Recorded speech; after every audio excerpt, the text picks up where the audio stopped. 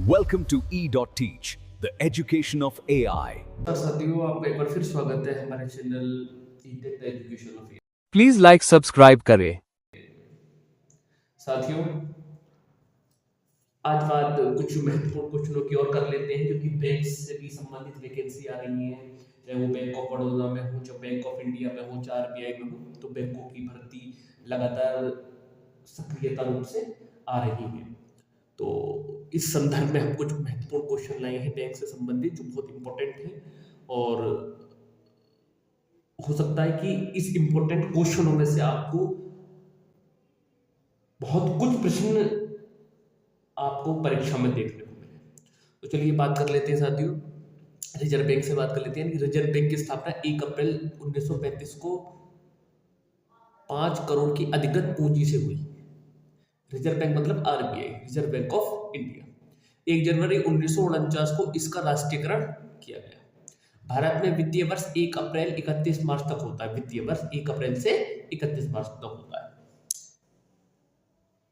Hilton young आयोग पहला आयोग था जिसने केंद्रीय बैंक के रूप में रिजर्व बैंक की यानी कि आरबीआई को स्तुति दी। रिजर्व बैंक भारत का केंद्रीय बैंक है। इसका मुख्यालय मुंबई में स्थित है।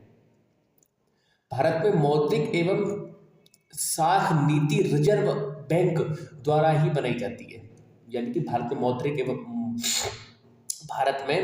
एवं साख जो नीति है वो रिजर्व बैंक द्वारा ही बनाई जाती है और लागू की रिजर्व बैंक द्वारा ही की जाती है। सर आस्पुरन स्थित 1 अप्रैल 1935 30 जून 1937 आरबीआई के प्रथम गवर्नर थे सर आस्बोर्न स्मिथ। प्रथम भारतीय एक स्वतंत्र भारत के प्रथम आरबीआई गवर्नर सीडी देशमुख, जो 11/8/1943 से 30/6/1949 तक थे। ये इन्हीं के समय में आरबीआई का राष्ट्रीयकरण किया गया था। ये और बताता चलूं मैं आपको। 19 जुलाई 1969 को 14 बड़े व्यावसायिक बैंकों को तथा 15 अप्रैल 1980 को 6 अन्य अनुसूचित बैंकों का राष्ट्रीयकरण कर दिया गया। ठीक है साहब। केंद्रीय बजट की बात कर लेते हैं। देखिए, संविधान में आपको बताता चलूं, संविधान में बजट की कहीं कोई चर्चा नहीं है, ये मैं आपको बताता चलूं। लेकिन इसमें मैं बजट के बारे में ज़्यादा नहीं बताऊंगा। मैं एक सेशन अलग से लूंगा जिसमें उत्तर प्रदेश का बजट बताऊंगा और देश का संपूर्ण बजट बताऊंगा मैं आपको। तो फिलहाल इस समय महत्वपूर्ण क्वेश्चनों की बात कर लेते हैं, बजट का सेशन हम अलग लेंगे। चलिए, तो केंद्रीय बजट कितने प्रकार केंद्रीय बजट के बारे में बात कर लेते हैं। कर प्रावधान, आबकारी कर दायित्व, कस्टम ड्यूटी, शिक्षा, निवेश, राजस्व व्यय और अन्य प्रावधान है।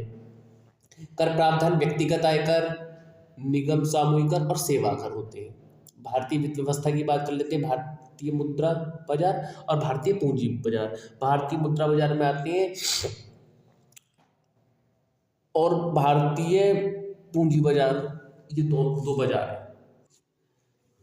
भारतीय मुद्रा बाजार की बात कर लेते हैं। असंगठित क्षेत्र आते हैं, संगठित क्षेत्र आते हैं और मुद्रा बाजार का उपबाजार। असंगठित क्षेत्र कौन सी, जैसे देसी बैंक, देसी बैंकर, साहूकार, महाजन आदि। और मुद्रा बाजार का उपबाजार भारतीय रिजर्व बैंक, सार्वजनिक बैंक और निजी क्षेत्रों के बैंक और विदेशी बैंक और अन्य वित्तीय संस्थाएं।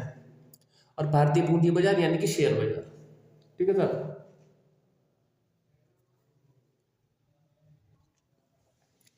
सरकारी बजट की बात कर लेते हैं। सरकारी बजट में दो बजट होते हैं, राजस्व बजट, पूंजीगत बजट। राजस्व बजट में होते हैं, राजस्व बजट के प्रकार होते हैं राजस्व प्राप्तियां और राजस्व व्यय यानी खर्चे। कर राजस्व या कर राजस्व और दूसरा गैर कर राजस्व।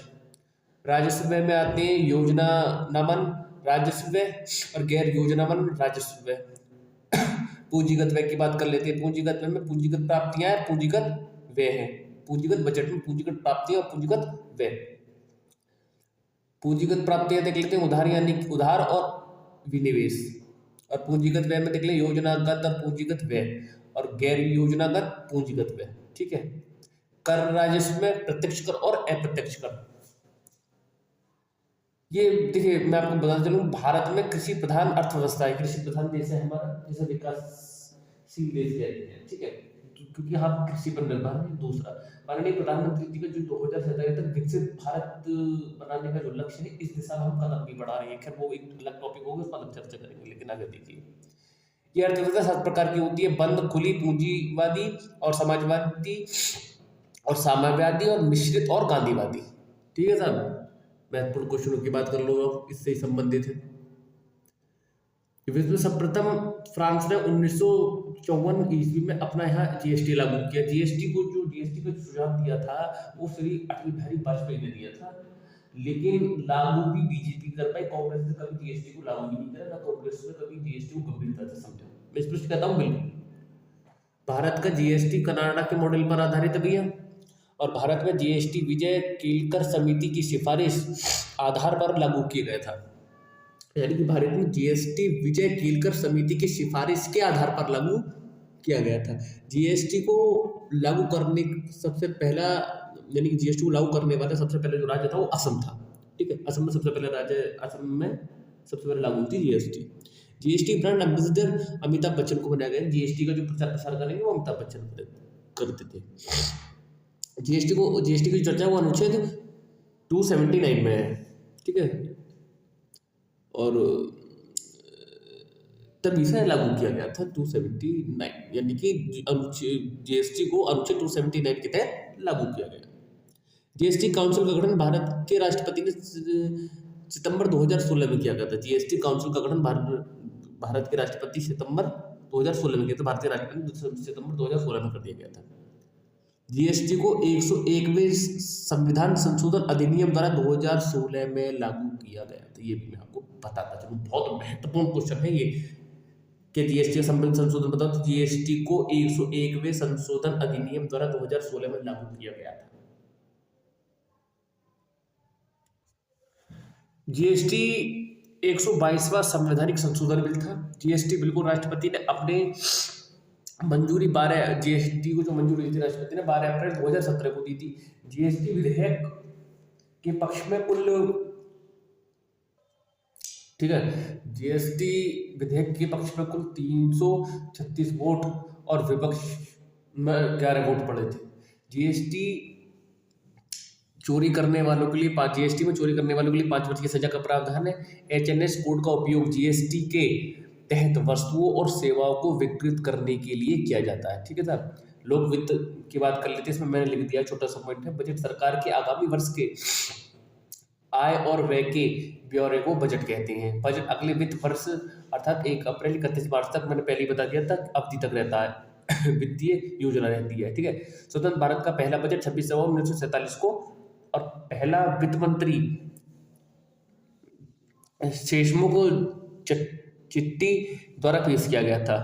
ठीक है, यह बजट 15 अगस्त 1947 को 31 मार्च 1948 तक की 7.5 माह की अवधि के लिए था। ठीक है सर, ये महत्वपूर्ण प्रश्न है बैंक के लिए। अगर किसी क्वेश्चन में डाउट हो तो कमेंट सेक्शन में जरूर बताएं। तब तक के लिए धन्यवाद। जय हिंद।